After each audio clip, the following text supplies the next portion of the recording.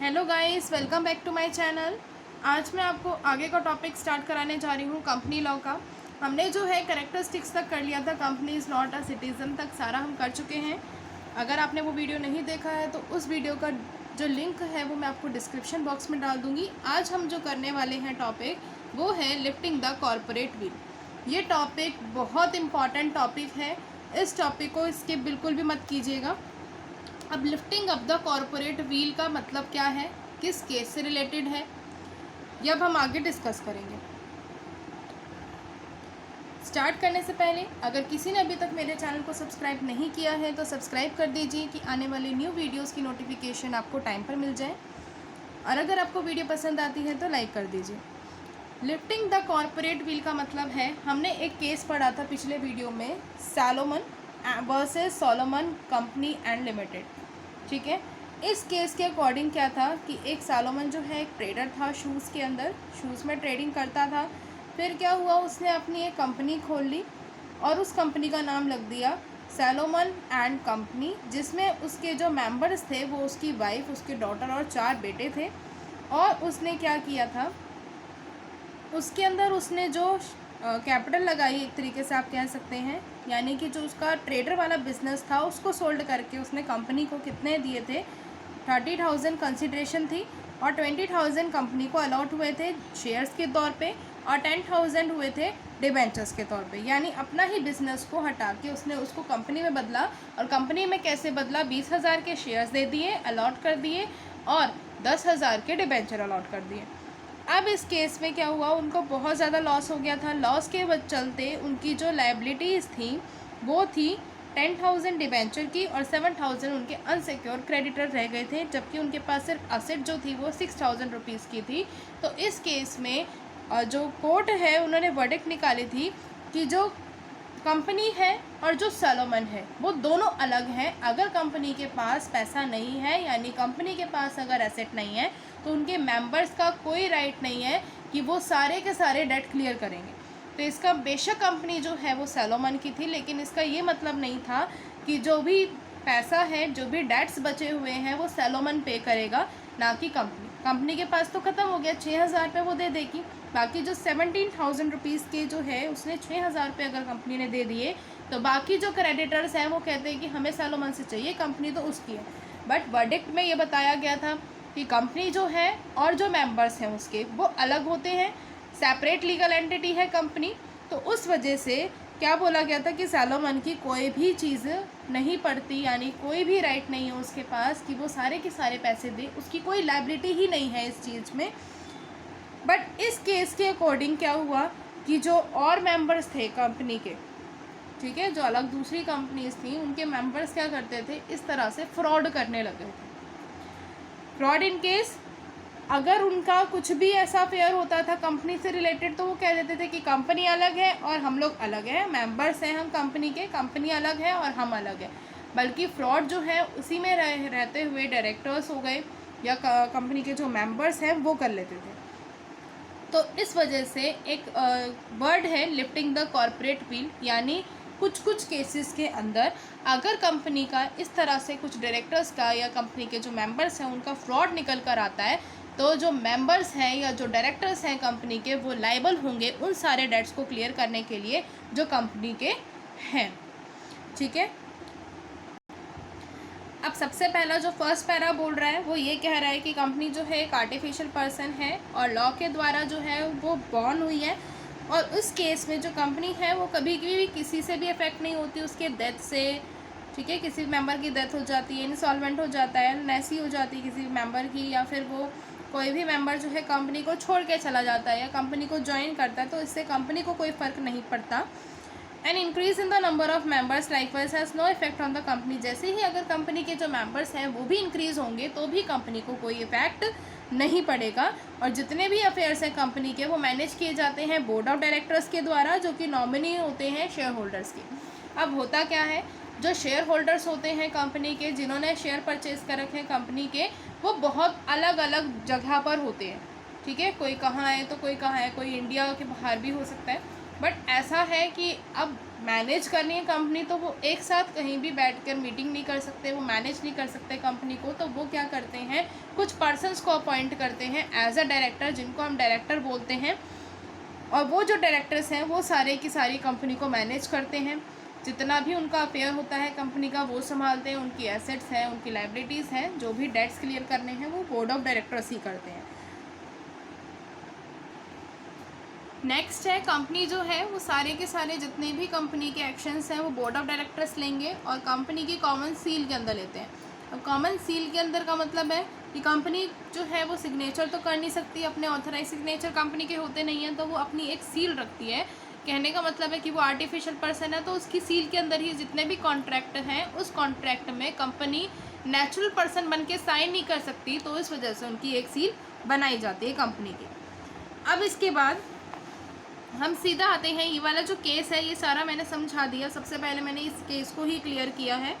उसके बाद हमारा जो ये वाला पैरा है, इस पैराग्राफ में क्या बोला गया है कि कंपनी जो है वो आर्टिफिशियल पर्सन है, तो वो खुद से अपने जितने भी फंक्शंस हैं वो परफॉर्म नहीं कर सकती, तो उसकी जो फंक्शंस हैं वो डायरेक्टर्स परफॉर्म करते हैं। और डायरेक्टर्स जो हैं कंपनी के वो डिफ्रॉड कर देते हैं कंपनी को और किसी थर्ड पार्टी को, do an act which goes against the companies act. वो ऐसा कोई काम कर जाते हैं जो कंपनीज एक्ट के बिल्कुल अगेंस्ट है, और the law permits on the order of NCLT यानी नेशनल कंपनी लॉ ट्रिब्यूनल। तो यहाँ पे जो कोर्ट है, कोर्ट के ऑर्डर्स क्या आए हुए हैं, to lift the corporate veil, कि अगर कोई भी कंपनी में जो डायरेक्टर्स हैं या फिर मेंबर्स हैं वो अगर किसी भी तरह का फ्रॉड करते हैं तो उस केस में जो कॉर्पोरेट व्हील बनाई गई है उसको लिफ्ट कर दिया जाएगा, और जो भी मेंबर्स और डायरेक्टर्स हैं उनको जो भी उन्होंने मिसकंडक्ट किया है, यानी कोई भी ऐसा काम किया है जो कंपनी लॉ के अगेंस्ट है या कंपनी के अगेंस्ट है, कंपनी के आर्टिकल्स के अगेंस्ट है, तो वही पर्सन जो है वो लायबल होगा उन सारी चीज़ों के लिए।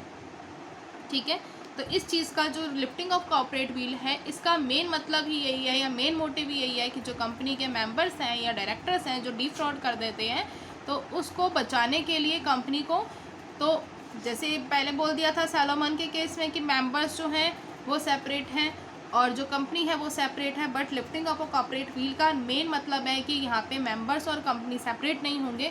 जिस भी पर्सन ने फ्रॉड किया है वो पेनल्टी के लिए लायबल होगा, उसको वो सारी चीज़ें करनी पड़ेंगी जो लॉ से अगेंस्ट उसने जो काम किया है, तो लॉ के द्वारा ही उसको पनिश किया जाएगा। ठीक है,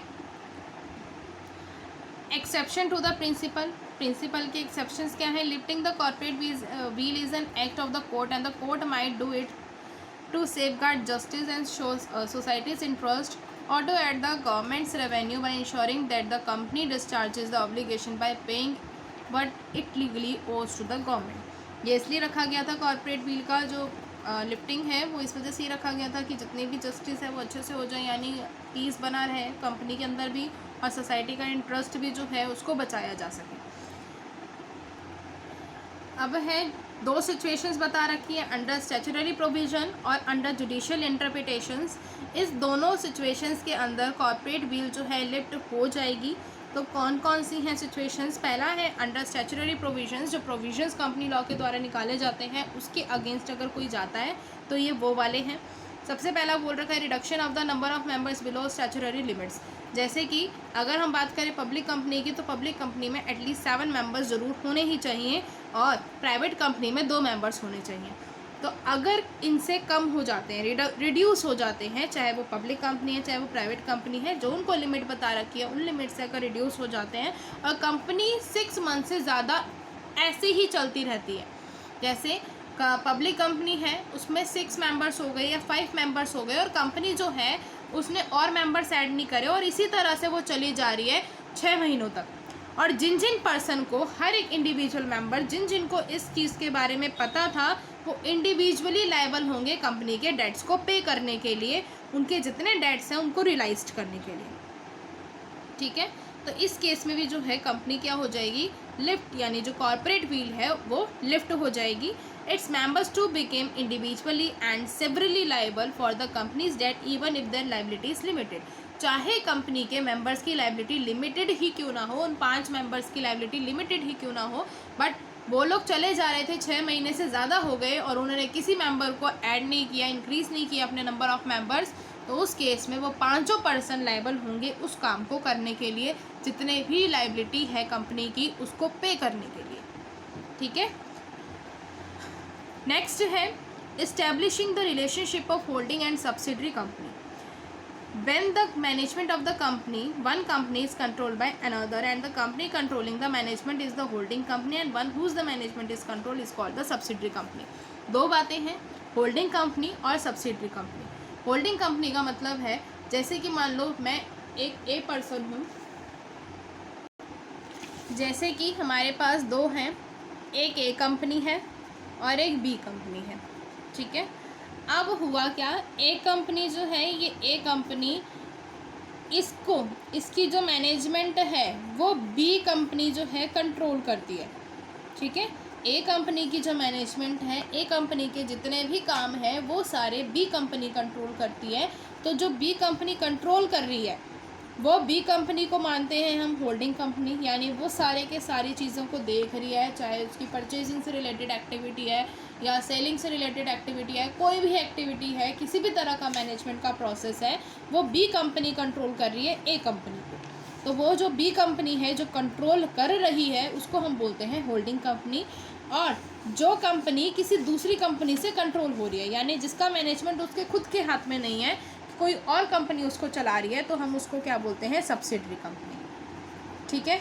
दो चीज़ें हैं, एक आपकी होल्डिंग कंपनी और दूसरी है subsidiary company. Holding company is that company who controls the management of the another company, जो कि जो है सारे के सारे मैनेजमेंट को देखती है, कंट्रोल करती है किसी दूसरी कंपनी के। और सब्सिडरी कंपनी वो है whose management is controlled by the another company, जिसका मैनेजमेंट ही किसी और कंपनी के द्वारा कंट्रोल किया जा रहा है। अब अगर इन दोनों का केस है तो इस केस के अंदर क्या है, कॉर्पोरेट विल कब लिफ्ट अप होगी, जब होल्डिंग कंपनी और सब्सिडरी कंपनी के बीच में जो रिलेशन है उस रिलेशन को देखो। अगर जो सब्सिडरी कंपनी है retains it's separate entity and the holding company can not be held liable for the actions of the subsidiary company merely because it has originated the subsidiary and has control on its management, the subsidiary company cannot be deemed to be inheritance or property of the holding company. Every holding company shall attach its balance sheet. अब देखो क्या बोला गया है कि company जो है, अगर मान लो सब्सिडरी कंपनी ने अपनी जो सेपरेट एंटिटी है उसको बना लिया है, ठीक है, उसके पास एक सेपरेट एंटिटी तो बचती नहीं है अगर वो होल्डिंग कंपनी जो है उसको कंट्रोल कर लिया है, बट बाद में अगर वो कंपनीज दोनों अलग हो गई हैं तो उस केस में उनकी एंटिटी भी अलग हो जाएगी। बट अगर वो एक साथ हैं, रिलेशनशिप में हैं, तो उस केस में जितनी भी होल्डिंग कंपनी है उनको बैलेंस शीट अटैच करनी होगी। बैलेंस शीट की कॉपी जो होती है सब्सिडरी कंपनी की, प्रॉफिट और लॉस का अकाउंट करना पड़ता है, और जो रिपोर्ट है बोर्ड ऑफ डायरेक्टर्स की वो भी अटैच करनी होती है, और कॉपी जो है उनके रिपोर्ट ऑफ ऑडिटर्स ने क्या रिपोर्ट दी है वो भी अटैच करनी होती है। अगर वो इस तरह के काम को नहीं करते हैं, जो उनके प्रोविजंस हैं उनको वो नहीं मानते हैं, लॉ के अगेंस्ट जाते हैं, तो उस केस में क्या होगा, जो कॉर्पोरेट विल है फिर से लिफ्ट अप कर जाएगा। नेक्स्ट है investing the affairs of the company. अगर जो मैनेजमेंट है कंपनी का वो सेटिस्फैक्ट्री नहीं है, आपको लग रहा है कि फ्रॉडुलेंट है, कुछ ऐसी पॉलिसीज़ हैं जो सही नहीं है मेंबर्स के लिए, तो जो है इंस्पेक्टर अपॉइंट किया जाता है इन्वेस्टिगेट करने के लिए कि जो कंपनी है उसके अफेयर्स को इन्वेस्टिगेट करो। और इन्वेस्टिगेशन के तौर पर अगर कुछ भी पता चलता है मैनेजमेंट के द्वारा कंपनी के मैनेजमेंट के द्वारा इन्वेस्टिगेटर को, तो वहाँ पे भी जो है कॉर्पोरेट विल को लिफ्ट अप किया जाएगा। और जो मैनेजमेंट ने ही अगर कुछ फ्रॉड्स किए हैं तो मैनेजमेंट ही जो है सारा का सारा उस फ्रॉड के लिए लायबल होगी, और जो भी पनिशमेंट होगी अकॉर्डिंग टू द लॉ वो उनको दी जाएगी। नेक्स्ट है इन्वेस्टिगेटिंग फ्रॉडुलेंट ट्रेडिंग। अगर इन कोर्स जो है वाइंडिंग अप हो रहा है कंपनी का, और उस केस में कंपनी जो है कोई भी ऐसी एक्टिविटी करती हुई पकड़ी गई है, या कंपनी के कोई भी ऐसी एक्टिविटी हुई है और वो जो है वो एक्टिविटी की ही इसलिए गई है, जैसे वाइंडिंग अप करने के टाइम पे क्या होता है कि क्रेडिटर्स को पैसा ना देना पड़े, तो उस वजह से फ्रॉड किए जाते हैं। तो अगर क्रेडिटर्स को पैसा ना देना पड़े, उसकी वजह से किसी भी तरह का फ्रॉड किया जा रहा है, कोई भी मेंबर कर रहा है, तो जो ट्रिब्यूनल है वो लिफ्ट अप कर देगी कॉर्पोरेट विल को, और जितनी भी रिस्पॉन्सिबिलिटीज़ होगी वो मेंबर्स की बन जाएगी, और वो सारे के सारे डेट्स और लाइबिलिटीज़ जो हैं कंपनी के उनको पे करने के लिए लायबल होंगे। फिर नेक्स्ट है हमारे पास no disclosure of company's name. अगर कोई भी कंपनी का नाम या एड्रेस जो है रजिस्टर्ड ऑफिस में प्रॉपरली नहीं बताया गया है और क्लियरली कुछ भी नहीं लिखा हुआ, तो उस केस में देखो क्या है कि if the name of the company and the address of the registered office has not be properly and clear return और अफिक्स्ड और एनी डॉक्यूमेंट और contract, the person actually responsible for such act shall be personally liable for the consequences of such act even if the contract in the name of company। मान लीजिए company के name से ही बेशक contract किया गया है, पर जिस पर्सन ने वो कॉन्ट्रैक्ट किया है और उसने कंपनी का नाम एड्रेस प्रॉपरली नहीं मेंशन किया, या कंपनी का जो भी सील वगैरह होती है वो भी ढंग से नहीं लगाई, या कोई भी डॉक्यूमेंट है किसी भी डॉक्यूमेंट पे किसी भी कॉन्ट्रैक्ट पे कंपनी का नेम और एड्रेस या रजिस्टर्ड ऑफिस का जो मेन एड्रेस होता है वो मेंशन नहीं किया है, तो वो पर्सन एक्चुअली लाइबल होगा, रिस्पॉन्सिबल होगा अगर कंपनी को किसी भी तरह का लॉस होता है। For example, if a company functionary signs a promissory note on the behalf of the company without clearly affixing the company's name on it, he shall be personally responsible for the promissory note. मान लो किसी भी company के member ने functionary sign कर दिया एक promissory note company के बिहाफ पर कंपनी का नाम ही नहीं लिखा उस पर्सन ने, तो वो पर्सनली लायबल होगा उसी प्रॉमिसरी नोट को पे करने के लिए। ठीक है। नेक्स्ट है इन्वेस्टिगेटिंग कंपनीज ओनरशिप। जो सेंट्रल गवर्नमेंट है वो एक या एक से ज़्यादा जो है इंस्पेक्टर्स जो हैं उनको अपॉइंट करती है और इन्वेस्टिगेट कराती है कंपनी की कि कंपनी का जो कंट्रोल है एक्चुअली में कर कौन रहा है, किस तरह से कंट्रोल चल रहा है, कोई ऐसा फ्रॉडुलेंट एक्टिविटी तो वो नहीं कर रही है। अगर वैसे करते हुए भी पकड़े जाते हैं और उसमें मेंबर्स का हाथ होता है तो उन मेंबर्स को भी फिर पनिश किया जाता है। नेक्स्ट है non return of application money. अगर मान लीजिए जो है कंपनी की लाइबिलिटी बनती है कि अगर उसने जो है अलॉटमेंट की है और उस अलॉटमेंट में उसको 130 दिन के अंदर अंदर जो है अलॉटमेंट का पैसा नहीं आता, ठीक है, एटलीस्ट जो है मेन यहाँ पे कहने का मतलब है कि जैसे मान लीजिए कंपनी है, कंपनी ने जो है जो शेयर्स हैं अपने वो अलॉट कर दिए, ठीक है, एप्लीकेशंस आई थी, शेयर्स अलॉट कर दिए, बट कुछ एप्लीकेशंस रह गई थी क्योंकि उनके पास मान लीजिए एप्लीकेशंस ज़्यादा आ गई, तो वो क्या करती हैं जितनी एप्लीकेशंस को करने होते हैं उनको कर देती हैं, बाकी जो एप्लीकेंट्स बच जाते हैं जिनकी एप्लीकेशंस तो आई थी बट उनको अलॉटमेंट नहीं मिली, तो जो बच गए उनके पैसे को कंपनी को वापस करने होते हैं। अब वो अगर वो पैसे को वापस नहीं करेगी 130 दिन के अंदर अंदर, तो क्योंकि ये प्रोस्पेक्टस में होता है, तो अगर वो कंपनी वापस नहीं करेगी तो उनके जो डायरेक्टर्स हैं कंपनी के वही लायबल होंगे आगे उनको पेमेंट करने के लिए, क्योंकि कंपनी अपनी तरफ से कुछ भी अफेयर्स नहीं हैंडल करती है। तो ये जो डायरेक्टर्स हैं इनका मेन जो है लायबिलिटी बनता है कि अगर कोई भी एप्लीकेशंस आई हैं और उसका पैसा या उसको अलॉटमेंट नहीं मिली है तो उनका पैसा जो है 130 दिन के अंदर अंदर, जैसे ही अलॉटमेंट हुई है उसके 130 दिन के अंदर अंदर उनको पैसा वापस करना पड़ेगा उनकी एप्लीकेशन मनी का। नेक्स्ट है मिस स्टेटमेंट इन प्रोस्पेक्टस। अगर प्रोस्पेक्टस में कोई ऐसी मिस स्टेटमेंट है, ठीक है, देखो कैसे, if there is a misstatement in the prospectus of the company inviting the public to subscribe for shares and debentures, then every director, promoter और the person who has issued the prospectus is personally held liable. मान लीजिए कोई ऐसी statement है, गलत statement है, जो company ने बोल तो दिया बट सही नहीं है वो स्टेटमेंट, तो उस केस में जो कंपनी के जो भी शेयर्स वगैरह हैं या डिबेंचर सब्सक्राइब करने के लिए बुलाते हैं ना पब्लिक को कि आज जो हमारे जो हैं शेयर्स ले लो, एप्लीकेशन मनी दे जो अलॉटमेंट ले लो, तो उस केस में जितने भी डायरेक्टर हैं, प्रमोटर हैं या पर्सन जिसने भी उस प्रोस्पेक्टस में गलत स्टेटमेंट दिखा दी है वो सारे लायबल होंगे कंपनी के बिहाफ पर। उनको जो भी है, जो भी पेनल्टी होगी लॉ के द्वारा, वो सारी की सारी उनको पे करनी पड़ेगी, क्योंकि उन्होंने प्रोस्पेक्टस में ही मिस स्टेटमेंट दिखा दी और पब्लिक ने उस मिस स्टेटमेंट को देखकर उनके जो शेयर्स हैं कंपनी के उनको सब्सक्राइब कर लिया। ठीक है, आज हम करेंगे यहीं तक का ही टॉपिक। नेक्स्ट वीडियो में हम करेंगे अंडर जुडिशियल इंटरप्रिटेशन। ठीक है, तो मिलते हैं हम नेक्स्ट वीडियो में। अगर आपको वीडियो पसंद आई हो तो लाइक कर दीजिएगा और चैनल को सब्सक्राइब करना ना भूलें कि आने वाली न्यू वीडियोज़ की नोटिफिकेशन आपको टाइम पर मिल जाए। मिलते हैं नेक्स्ट वीडियो में, बाय बाय।